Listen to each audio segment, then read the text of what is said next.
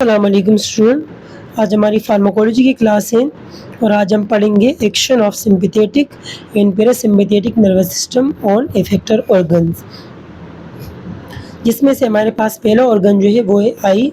Sympathetic action अगर हम आई की बात करें तो ये क्या करता है, contraction of iris radial muscle, आपके आंख के अंदर मसल्स होते हैं उसकी कॉन्ट्रैक्शन करवाता है, जिसकी वजह से पुपिल का साइज़ बढ़ जाते हैं, उसके अंदर डायलेशन हो जाती है और रिलैक्सेशन ऑफ सिलरी मसल हो जाता है। और पैरासिम्पैथेटिक में ये क्या करता है, ये contraction of iris sphincter muscle की कॉन्ट्रैक्शन करवाता है, जिससे पुपिल का साइज़ छोटा हो जाता है, उसकी कॉन्ट्रैक्शन हो जाती है और सिलरी मसल की भी कॉन्ट्रैक्शन हो जाती है, यानी ये उसका ऑपोजिट है सिम्पैथेटिक का। फिर अगर हम हार्ट की बात करें तो हमारे पास ये हार्ट रेट को सिम्पैथेटिक इंक्रीज़ करता है, जबकि पैरासिम्पैथेटिक डिक्रीज़ करता है।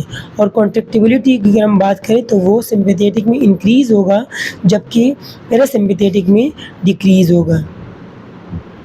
फिर अगर हम ब्लड वेसल्स की बात करें जो हमारे स्केलेटन मसल में होते हैं, वो सिम्पैथेटिक में डायलेट होते हैं, जबकि पैरासिम्पैथेटिक में उसका कोई एक्शन नहीं होता। इसी तरीके से ब्लड वेसल्स जो स्किन में होते हैं, जो आपके स्किन मेम्ब्रेन के नीचे होते हैं, म्यूकस मेम्ब्रेन के नीचे, उसमें ये कंस्ट्रक्शन करवाएगा, जबकि पैरासिम्पैथेटिक में इसका कोई फंक्शन नहीं है। इसी तरीके से अगर हम किडनी की बात करें तो किडनी के अंदर ये रेनिन की सिक्रीशन बीटा 1 में इंक्रीज़ करेगा और अल्फ़ा 1 में डिक्रीज़ करेगा, जबकि पैरासिम्पैथेटिक में इसका कोई एक्शन नहीं है।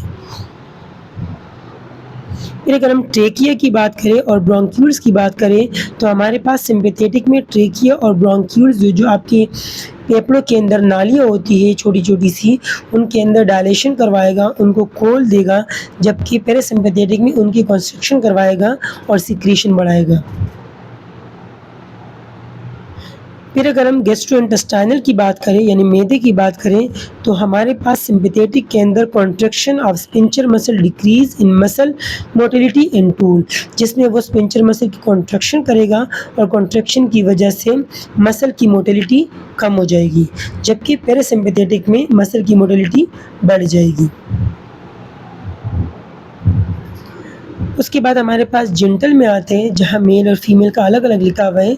तो मेल के अंदर पैरासिम्पैथेटिक स्टिमुलेशन ऑफ इजैकुलेशन करवाएगा, इजैकुलेशन यानी स्पर्म का रिलीज़ होना, जबकि पैरासिम्पैथेटिक में वो क्या करेगा, स्टिमुलेशन ऑफ इरेक्शन करवाएगा, इरेक्शन मसल्स में हेल्प करेगा।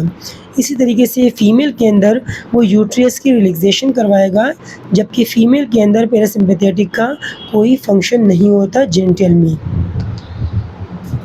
अगर हम सलिवरी ग्लैंड की बात करें तो सलिवरी ग्लैंड में हमारे पास थिक और विस्कस सिक्रीशन करवाएगा सिम्पैथेटिक में, जबकि पैरासिम्पैथेटिक में लार्ज वाटरी सिक्रीशन करवाएगा, जिसमें वाटर बहुत ज़्यादा होगा।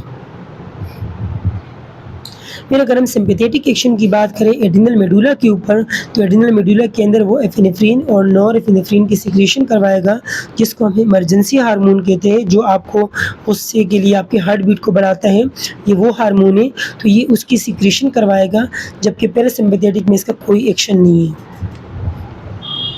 फिर अगर हम लैक्रिमल ग्लैंड की बात करें तो लैक्रिमल ग्लैंड्स हमारे पास हमारे आई में होते हैं, जिससे आंसू रिलीज़ होते हैं और हमारे आंसू निकलते हैं, तो सिम्पैथेटिक में इसका कोई एक्शन नहीं है, जबकि पैरासिम्पैथेटिक में हमारे पास आंसू को स्टिमुलेट करता है, यानी उसको पैरासिम्पैथेटिक एक्शन में वहाँ आपकी आँखों से आंसू निकलने लगते हैं लैक्रिमल ग्लैंड के ज़रिए।